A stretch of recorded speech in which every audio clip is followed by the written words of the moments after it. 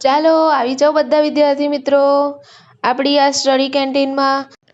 હું છું આરામ ઉબીના અને સ્વાગત છે તમારા બધાનું આપણી આ સ્ટડી કેન્ટીનમાં। જો તમને મારા વિડીયો ગમતા હોય તો એને લાઇક શેર અને સબસ્ક્રાઈબ કરવાનું બિલકુલ ન ભૂલતા। પ્રકરણ 5 સમાંતર શ્રેણીના ગુણભાર જોઈ લો। બેઝિક ગણિતવાળા વિદ્યાર્થી માટે 8 ગુણનું આ પ્રકરણ છે અને સ્ટાન્ડર્ડ ગણિતવાળા વિદ્યાર્થી માટે 4 ગુણનું છે આ પ્રકરણ। અત્યાર સુધી આપણે આ ચેનલ પર સંભાવના, આંકડાશાસ્ત્ર, યામ ભૂમિતિ, પછી રચના, પ્રમેય આ દરેક ટોપિકને કવર કરી લીધા છે। આ દરેક ટોપિકની પ્લેલિસ્ટ રેડી કરીને ચેનલ પર મૂકી દીધી છે। તમને પ્લેલિસ્ટ સેક્શનમાં તમને આ દરેક ટોપિક મળી રહેશે। અને જે વિદ્યાર્થીઓને ગુણભાર પ્રકરણ પ્રમાણે કયા પ્રકરણના કેટલા ગુણભાર છે એ જોવું હોય તો અગાઉ એક વિડીયો પણ બનાવેલો છે। સ્ટાન્ડર્ડ ગણિત અને બેઝિક ગણિતની જે સંપૂર્ણ માહિતી આપી છે તેમાં દરેક પ્રકરણના ગુણભાર તમને બતાવ્યા છે। અને તેનો તમારે જો PDF જોઈતું હોય, ફાઇલ તૈયાર જોઈતી હોય તો તમે ટેલિગ્રામ ગ્રુપમાં જોડાઈ શકો છો। ટેલિગ્રામ એપને ડાઉનલોડ કરજો અને ત્યારબાદ તેમાં સ્ટડી કેન્ટીન સર્ચ કરજો અને ત્યાં સબસ્ક્રાઈબ કરી લેજો। એટલે કે જોઈનનું ઓપ્શન આવશે નીચે, ત્યાં જોઈન થઈ જજો એટલે તમને ત્યાંથી સ્ટાન્ડર્ડ ગણિત અને બેઝિક ગણિતના આખી એક ફાઇલ મળી જશે। ત્યાંથી તમને દરેક પ્રકરણના ગુણભાર મળી જશે અને એક સેમ્પલ પેપર બોર્ડ તરફથી આવેલું હોય છે બેઝિક ગણિત અને સ્ટાન્ડર્ડ ગણિતનું, એ પણ ત્યાં મૂકેલું છે। એટલે ટેલિગ્રામ ગ્રુપમાં જોઈન થશો એટલે તમને બધું મળી રહેશે। પણ એના માટે તમારે ટેલિગ્રામ એપ ડાઉનલોડ કરવી પડશે અને ત્યાંથી સ્ટડી કેન્ટીનને સર્ચ કરવું પડશે અને છેક નીચે જોઈનનું બટન આપેલું હોય ત્યાંથી જોઈન થઈ જવાનું રહેશે। પ્રકરણ 5 સમાંતર શ્રેણીનો આજે આપણે પહેલો ક્લાસ જોઈએ। જુઓ અહીં આગળ બાજુમાં તમને એક આકૃતિ દેખાય છે જેમાં દિવાસળીની સળીઓને ગોઠવેલી છે। પહેલાં 3 દિવાસળીનો ઉપયોગ કરીને ત્રિકોણ તૈયાર કર્યો છે। ત્યારબાદ બીજી 2 દિવાસળીને એડ કરી છે તો 2 ત્રિકોણ તૈયાર થયા છે। એટલે કે ટોટલ 5 દિવાસળીનો અહીંયા ઉપયોગ થયો છે। ત્યારબાદ બીજી 2 દિવાસળીનો ઉપયોગ કર્યો તો 3 ત્રિકોણ તૈયાર થયા અને ટોટલ 7 દિવાસળીનો અહીંયા ઉપયોગ થયો છે। ત્યારબાદ પછી ફરી 2 દિવાસળી ફરી એડ કરી તો બીજો એક ત્રિકોણ તૈયાર થયો એટલે કે 4 ત્રિકોણ તૈયાર થયા અને ટોટલ અહીંયા આગળ 9 દિવાસળીનો ઉપયોગ થયો। તો તમે જોઈ શકો છો કે દર વખતે 2 દિવાસળી એડ કરતા ગયા છે આપણે। તો આ શું કહેવા માંગે છે, આપણે આવું કેમ કર્યું? તો જુઓ અહીં આગળ હવે તમને સમજાશે કે પહેલાં 3, પછી 2 ઉમેર્યા તો 5, પછી 2 ઉમેર્યા તો 7, પછી 2 ઉમેર્યા તો 9। તો આ પ્રમાણે એક ચોક્કસ નિયમ પ્રમાણે આગળ વધતા ગયા તો એક પેટર્ન તૈયાર થઈ એટલે કે શ્રેણી તૈયાર થઈ। પ્રકરણ 5 સમાંતર શ્રેણી, જેમાં આપણે આ કેટલીક સંખ્યાઓ લખી છે એનું આપણે બરાબર નિરીક્ષણ કરીએ તો જુઓ તો પહેલી જે સંખ્યાઓ લખી છે અને ડેશ ડેશ કર્યું છે એના તરફ જુઓ। 2 તો 2માં 4 ઉમેરીએ તો કેટલા થાય? 6, 6માં 4 ઉમેરીએ તો 10, 10માં 4 ઉમેરીએ તો 14। તો આવી રીતે 4 4 ઉમેરતા સંખ્યાઓ મળી રહી છે। પછી બીજી સંખ્યા જુઓ 3, 3ની અંદર અહીં આગળ તમે ધ્યાનથી જોશો તો તમારે અહીં આગળ ઘડીઓ બોલવો પડશે। જુઓ 3 તરી 9, 9 તરી 27, 27 તરી 81। તો આ રીતે જે સંખ્યા આવે છે એને 3 વડે ગુણીએ અને પછી બીજી સંખ્યા આવે છે, ફરી એ સંખ્યાને 3 વડે ગુણીએ તો બીજી સંખ્યા આવે છે। પછી અહીં આગળ જુઓ 5, 5માંથી 3 જાય તો 2, 2માંથી 3 જાય તો -1, -1માંથી 3 જાય તો -4। તો આ રીતે આ છે। હવે આમાં જુઓ આમાં ભાગાકાર છે 9 ભાગ્યા 3 તો 3 આવે છે, 3 ભાગ્યા 3 તો 1 આવે છે, 1 ભાગ્યા 3 તો 1/13. બરાબર. આ રીતે આ સંખ્યા આગળ ચાલતી રહે છે. તો આ રીતે જે લખ્યું છે એને શું કહેવાય? તો જુઓ, આ રીતે જે સંખ્યાઓ લખી છે તો એને શ્રેણી કહેવાય. આ બધી જ 1 2 3 અને 4. તો શ્રેણી જ્યારે અમુક સંખ્યાઓ કોઈ ચોક્કસ નિયમ અનુસાર એક તરાહ બનાવે છે. જો કોઈ એક ચોક્કસ નિયમ અનુસાર તરાહ બનાવે છે, અહીંયા આગળ જુઓ 2 માં 4 ઉમેર્યા તો 6, 6 માં 4 ઉમેર્યા તો 10. તો એક ચોક્કસ નિયમ થયો +4 કરવાનો. બરાબર. તો અમુક સંખ્યાઓ એટલે આ સંખ્યાઓ કોઈ ચોક્કસ નિયમ અનુસાર એક તરાહ બનાવે ત્યારે તે સંખ્યાઓ શ્રેણી રચે છે. તો આ સંખ્યાએ શું રચી? શ્રેણી રચી. આ શ્રેણી છે, આ પણ શ્રેણી છે, આ પણ શ્રેણી છે. બરાબર. તો અહીં આગળ આ જે સંખ્યાઓ છે શ્રેણી છે અને શ્રેણીમાં રહેલ દરેક સંખ્યાને શ્રેણીનું પદ કહે છે. તો આ શ્રેણીમાં દરેક જે સંખ્યાઓ છે એને શ્રેણીનું પદ કહેવાય. તો આ પહેલું પદ, આ બીજું પદ, આ ત્રીજું પદ, આ ચોથું પદ. બરાબર. તો આ પદ છે, શ્રેણીમાં રહેલ સંખ્યાઓ શું છે? પદ. હવે જુઓ, આપણે આ જે શ્રેણી છે એના ઉપરથી આપણે જોઈએ કે આ કેવી શ્રેણી છે. તો એનો સૌથી પહેલાં તો આપણે તફાવત શોધીએ. તફાવતને ડી વડે દર્શાવવામાં આવે છે. તો એને કેવી રીતે શોધાય તફાવતને? તો ડી બરાબર A2 માઇનસ A1. એનો મતલબ જો ડી એટલે તફાવત A2 અને A1 એટલે કે બીજું પદ બીજા પદમાંથી પહેલું પદ બાદ કર્યું. A2 એટલે બીજું પદ માઇનસ પહેલું પદ, બીજા પદમાંથી પહેલું પદ બાદ કર્યું. પછી ત્રીજા પદમાંથી બીજું પદ બાદ કરવાનું, પછી ચોથા પદમાંથી ત્રીજું પદ બાદ કરવાનું. અને દર વખતે જો સરખો જવાબ મળે તો એનો મતલબ આ જે શ્રેણી છે એનો તફાવત આપણને એક સરખો મળશે. ચાલો જોઈએ. A2 એટલે 7 ઓછા 4 તો કેટલા મળશે? 3. પછી ડી બરાબર પહેલાનું જ શોધીએ છીએ. હા, આપણે પ્રશ્ન નંબર 1નું ડી બરાબર A3 માઇનસ A2. બધી જ જગ્યાએ તફાવત સમાન હોવો જોઈએ. બરાબર. તો આ શ્રેણી કેવી છે એનો આપણને આઈડિયા આવશે. તો A2 માઇનસ A1 કર્યું, A3 માઇનસ A2 કર્યું. ચલો A3 માઇનસ A2 10 માંથી 7 જાય તો 3. બરાબર. એ જ રીતે ડી બરાબર A4 માઇનસ A3. A4 કેટલા છે? 13. A3 10. 13 માંથી 10 જાય તો 3. એટલે દર વખતે આપણને ડી જે તફાવત છે એ 3 મળ્યો કહેવાય. બરાબર. 3 મળ્યો અને સરખો મળ્યો તફાવત આપણને પહેલી શ્રેણીમાં. એવી જ રીતે બીજી લઈએ તો બીજી શ્રેણીમાં 5 5 5 છે. તો આ વખતે પણ આપણે જોઈએ તો જુઓ ડી બરાબર A2 માઇનસ A1.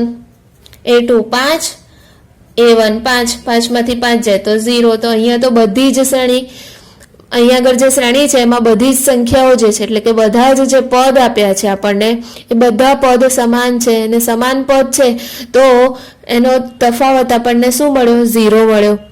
બરાબર. પહેલામાં 3 તફાવત મળ્યો, દરેક પદની વચ્ચે તફાવત 3 3 છે, દરેક પદની વચ્ચે તફાવત 0 0 છે. હવે પ્રશ્ન નંબર 3 જુઓ. આ જુઓ ત્રીજી શ્રેણી જુઓ. તો અહીં આગળ જોઈએ તો શું તફાવત મળે છે? ચલો આપણે જોઈએ. તો જુઓ અહીં આગળ પણ આપણે જોઈ લઈએ. ડી બરાબર A2 માઇનસ A1 એટલે કે બીજા પદમાંથી પહેલું પદ બાદ કરીએ તો 2 ઓછા 4 તો શું જવાબ મળશે આપણને -2. પછી ડી બરાબર A3 માઇનસ A2 પહેલા બીજામાંથી પહેલું કર્યું પછી ત્રીજા પદમાંથી બીજું પદ તો પણ શું મળશે આપણને જુઓ 0 ઓછા 2 તો શું મળશે -2. પછી ફરી એક વખત કરી જોઈએ ચાલો A4 માઇનસ A3 A4 કેટલા છે -2 માઇનસ A3 કેટલા છે 0 તો પણ શું જવાબ આવશે -2. તો એવી જ રીતે આપણે આગળ પણ કરીશું તો પણ એ જ આવશે ડી બરાબર A5 માઇનસ A4 ઓછા 4 ઓછા 2 ઓછા 4 વત્તા 2 ઓછા 2 તો બધી જ વખત આપણને અહીંયા પણ શું મળ્યો ડી તફાવત સરખો મળ્યો બરાબર. તો પહેલામાં આપણને 3 મળ્યા બીજામાં આપણને જુઓ પહેલી શ્રેણીમાં આપણને તફાવત 3 મળ્યો બીજી શ્રેણીમાં આપણને તફાવત 0 મળ્યો અને ત્રીજી શ્રેણીમાં આપણને તફાવત -2 મળ્યો. તો ત્રણેય શ્રેણીમાં તમને આ રીતે તફાવત મળ્યો. તો આવી જે શ્રેણીઓ છે એમાં આપણને એક વખત 0 મળ્યો એક વખત ધન સંખ્યા મળી અને એક વખત ઋણ સંખ્યા મળી. તો આવી શ્રેણીને કેવી શ્રેણી કહેવાય જુઓ હવે હું સમજાવું. તો જુઓ જેમાં પ્રથમ પદ સિવાયનું પ્રત્યેક પદ આગળના પદમાં નિશ્ચિત સંખ્યા ઉમેરીને મેળવી શકાય તેવી સંખ્યાઓની યાદી એ સમાંતર શ્રેણી છે. પ્રથમ પદ સિવાયનું પ્રત્યેક પદ આગળના પદમાં નિશ્ચિત સંખ્યા ઉમેરીને મેળવી શકાય. તો જુઓ આપણે જે જોઈ એ બધી શ્રેણી પ્રમાણે છે.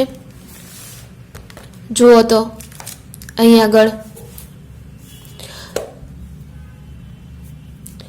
પ્રથમ પદ સિવાયનું પ્રત્યેક પદ જો આ 7 પ્રથમ પદ સિવાયનું પદ આગળના પદમાં નિશ્ચિત સંખ્યા ઉમેરીને તો 4 માં 3 ઉમેર્યા તો 7 આવ્યા 7 માં 3 ઉમેર્યા તો 10 આવ્યા. તો ખબર પડી આ નહીં આના પછીના પ્રત્યેક પદ એના આગળના પદ તો આનું આગળનું પદ આનું આગળનું પદ આનું આગળનું પદ તો આગળના પદમાં એક નિશ્ચિત સંખ્યા ઉમેરવાથી એના પછીનું પદ મળ્યું આપણને બરાબર. તો ઉમેરીને નિશ્ચિત સંખ્યા ઉમેરીને મેળવી શકાય તેવી સંખ્યાઓની યાદીને સમાંતર શ્રેણી કહે છે. તો આ પણ સમાંતર શ્રેણી છે આ પણ સમાંતર શ્રેણી છે. જો આપણને તફાવત શું મળ્યો 5 માંથી 5 જાય તો 0 તો બરાબર આ તફાવત મળ્યો. તો આગળના પદમાં નિશ્ચિત સંખ્યા ઉમેરવાથી તો 5 માં 0 ઉમેર્યા તો 5 ફરી 5 માં 0 ઉમેર્યા તો 5 5 માં 0 ઉમેર્યા તો 5 પડી ખબર. એટલે નિશ્ચિત સંખ્યા ઉમેરવાથી એના પછીની સંખ્યા મળી. તો આવી સંખ્યાઓની યાદીને પણ સમાંતર શ્રેણી કહેવાય. અહીંયા પણ જુઓ 4 માં જો અહીંયા પણ 4 માં શું ઉમેર્યું આપણે -2 ઉમેર્યા તો શું મળ્યું આપણને એના પછીની સંખ્યા. તો તમને ખબર પડી ને 4 માં -2 તો જુઓ 4 વત્તા કૌંસમાં -2 લખીએ તો 4 માં -2 ઉમેરીએ તો શું થાય વત્તા ઓછા ઓછા 2 4 માંથી 2 જાય તો 2 પડી ખબર. તો આ રીતે 4 માં -2 ઉમેર્યા તો 2 2 માં -2 ઉમેર્યા તો 0 પડી ખબર. તો એવી જે નિશ્ચિત સંખ્યા ઉમેરવાથી એના પછીનું પદ મળ્યું અને આ જે નિશ્ચિત સંખ્યા છે એને શું કહેવાય સમાંતર શ્રેણીનો સામાન્ય તફાવત. તો નિશ્ચિત સંખ્યાને સમાંતર શ્રેણીનો તફાવત કહેવાય. તો જો આ રહ્યો ડી અહીંયા 3 ઉમેર્યા તો આ એના પછીનું પદ મળ્યું. તો એ જે નિશ્ચિત સંખ્યા ઉમેરીએ શું થયું આ સમાંતર શ્રેણીનો તફાવત થયો. અહીંયા પણ 0 ઉમેર્યા તો સમાંતર શ્રેણીનો તફાવત. અહીંયા -2 ઉમેર્યા તો આ શું થયો સમાંતર શ્રેણીનો તફાવત થયો બરાબર. તો એ જે નિશ્ચિત સંખ્યા ઉમેરી હોય આપણે એ હોય છે સમાંતર શ્રેણીનો તફાવત. અને સામાન્ય તફાવત ધન પણ હોઈ શકે ઋણ પણ હોઈ શકે એટલે કે માઇનસમાં પણ હોઈ શકે અને શૂન્ય પણ હોઈ શકે. એ સિવાય જુઓ તો પ્રથમ પદને એ વડે દર્શાવાય છે અને કોઈ પણ પદને દર્શાવવું હોય, પહેલું પદ દર્શાવવું હોય તો A1, બીજું પદ દર્શાવવું હોય તો A2, પડી ખબર? એટલે પદને એના નંબર સાથે દર્શાવવું હોય તો એ રીતે A1, A2, A3, A4 જે પણ હોય એ અહીંયા દર્શાવાય અને ફક્ત પ્રથમ પદ કેવું હોય તો ફક્ત એ જ લખવાનું. અને સામાન્ય તફાવત તો તમને ખબર છે, D વડે દર્શાવવામાં આવે છે.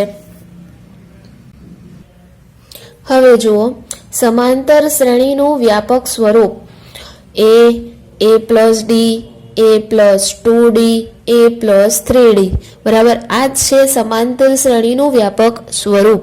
આનો અર્થ શું થાય? તો પહેલું પદ તો એ હોય, પછી બીજું પદ કેવી રીતે મળે? પહેલા પદમાં જે તફાવત હોય ઉમેરીએ તો બીજું પદ મળે. પછી ત્રીજું પદ કેવી રીતે મળશે? પહેલું પદ વત્તા જે તફાવત હોય ને 2 વડે ગુણવાથી ત્રીજું પદ મળશે. તો એક એક્ઝામ્પલ લઈએ તો જુઓ, પહેલું પદ શું મળ્યું આપણને? ધારો કે પહેલું પદ છે 4, બરાબર? આપણે સૌથી પહેલાં જે સમાંતર શ્રેણીના ઉદાહરણ લીધા ને એમાંનું જે ઉદાહરણ લઈએ તો આ વ્યાપક સ્વરૂપ પ્રમાણે છે કે નહીં જોઈએ. તો જો પહેલું પદ A એટલે 4, બીજું પદ પહેલા પદમાં તફાવત ઉમેરો તો તફાવત આપણને શું મળ્યો? તો 3 મળ્યો. તો સૌથી પહેલું ઉદાહરણ લીધું એમાં, તો પહેલા પદમાં 3 ઉમેરીએ તો શું મળે? 4 ને 3 7. પછી આ સૂત્ર પ્રમાણે ત્રીજું પદ આપણને મળે છે. જુઓ, પહેલું પદ 4 અને તફાવતને 2 વડે ગુણો તો તફાવત 3 છે અને એને 2 વડે ગુણે તો 3 દુ 6, 6 અને પહેલું પદ 4 છે એટલે 10. પડી ખબર? જો બતાવું, A+2D, પહેલું પદ 4 છે અને 2 અને પછી તફાવત શું છે આપણને મળ્યો છે? 3. તો 4 વત્તા 3 ને 2, 3 દુ 6 એટલે 6 ને 4 10 મળ્યા. તો જો આ તમને મળ્યું એ પ્રમાણે તો સળંગ આ જ પ્રમાણે આગળ વધીએ તો આપણને ત્રીજું પદ મળે, ચોથું પદ મળે આ સૂત્ર પ્રમાણે.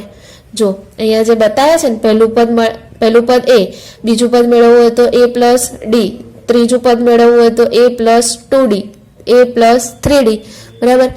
A+3D એ શાના માટે? ચોથા પદ માટે. પડી ખબર? 2D ત્રીજા પદ માટે, A+D બીજા પદ માટે.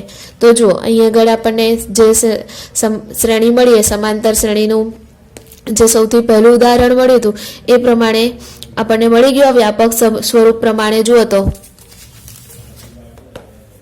જો 4, 7, 10, હજી ચોથું પદ આપણે એના પ્રમાણે જ લઈએ તો જો 13 મળે છે કે નહીં જોઈ લો. A+3D, તો એ પહેલું પદ 4, 3, તફાવત 3 છે, 3 તરી 9, 9 4 શું થશે? 13 મળી ગયો. તો આ પ્રમાણે આ છે સમાંતર શ્રેણીનું વ્યાપક સ્વરૂપ. આ બરાબર ધ્યાન રાખી લેજો દરેક જણ. આ સમાંતર શ્રેણીનું વ્યાપક સ્વરૂપ પૂછે તો તમારે આ પ્રમાણે લખવાનું હોય છે. હવે આગળ જુઓ, શાંત સમાંતર શ્રેણી અને અનંત સમાંતર શ્રેણી એટલે શું? જે સમાંતર શ્રેણીમાં પદની સંખ્યા નિશ્ચિત હોય તેવી શ્રેણીને સમાંતર શ્રેણી કહે છે. પદની સંખ્યા નિશ્ચિત હોય, બરાબર? તો જુઓ, અને શાંત સમાંતર શ્રેણીમાં હંમેશા છેલ્લું પદ એટલે કે અંતિમ પદ હોય છે. તો એવી શ્રેણીને શું કહેવાય? શાંત સમાંતર શ્રેણી. તો જુઓ, અહીંયા આગળ છેલ્લું પદ આપણને આપેલું છે અને સમાંતર શ્રેણી તો આ છે જ. તો આવી શ્રેણીને શાંત સમાંતર શ્રેણી કહેવાય, બરાબર? 5, 10, 15, 20, 25 ડેશ ડેશ ડેશ છેક છેલ્લું પદ શું આપ્યું છે આપણને? 50. એટલે અહીં આગળ છેલ્લું પદ એટલે કે અંતિમ પદ આપણને આપેલું છે અને આ સમાંતર શ્રેણી છે. તો આવી સમાંતર શ્રેણીને શું કહીશું આપણે? શાંત સમાંતર શ્રેણી. હવે અનંત સમાંતર શ્રેણી, તો જે સમાંતર શ્રેણીમાં પદની સંખ્યા અનંત હોય તેવી શ્રેણીને અનંત સમાંતર શ્રેણી કહે છે. તો જુઓ, 4, 8, 12, 16 પછી આવી રીતે ડેશ ડેશ ડેશ કરેલી છે અને અંતિમ પદ એટલે કે છેલ્લું પદ આપેલું નથી. તો આવી શ્રેણીને શું કહીશું? સમાંતર શ્રેણી તો કહીશું, પણ એની સાથે સાથે અનંત સમાંતર શ્રેણી. કેમ? કારણ કે અહીંયા આગળ આપણી પાસે છેલ્લું પદ નથી. તો અનંત સમાંતર શ્રેણીમાં કદી પણ છેલ્લું પદ હોતું નથી. તો હવે તમને આ તફાવત ખબર પડી ગઈ કે સમાંતર શ્રેણી જેમાં છેલ્લું પદ આપેલું હોય તો શાંત સમાંતર શ્રેણી, એટલે કે પદની જે સંખ્યા છે નિશ્ચિત છે. અહીંયા આગળ આપણને કેટલા પદ મળશે આ સમાંતર શ્રેણીમાં એ આપણને ખબર હશે, બરાબર. તો જો અંદાજ લગાડવો હોય તો તમને હવે આ 5નો ઘડિયો છે તો ખબર પડી જ ગઈ છે. તો 5 થી 50 સુધી છે અને 5 નો તફાવત છે, તો આ 10 પદ હશે.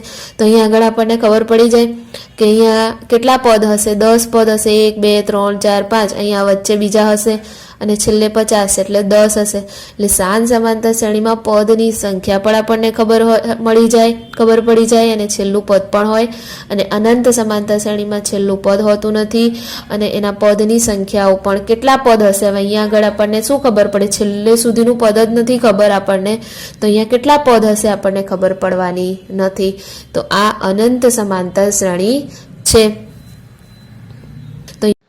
જે વિદ્યાર્થીઓએ બેઝિક ગણિત અને સ્ટાન્ડર્ડ ગણિત વિશેની સંપૂર્ણ માહિતી વાળો વિડીયો ન જોયો હોય અને જોવો હોય તો અહીં આગળ તમને ટચ કરશો એટલે તમારો એ વિડીયો સ્ટાર્ટ થઈ જશે. એટલે તમને બેઝિક ગણિત અને સ્ટાન્ડર્ડ ગણિતની સંપૂર્ણ માહિતી મળી રહેશે. હજી સુધી તમે આ વિડીયોને લાઇક ન કરી હોય તો હમણાં જ લાઇક કરી દો. ચેનલને સબસ્ક્રાઈબ ન કરી હોય તો સબસ્ક્રાઈબ કરી દો અને તમારા મિત્રો સાથે આ ચેનલને શેર કરો. Bye bye. Thank you for watching.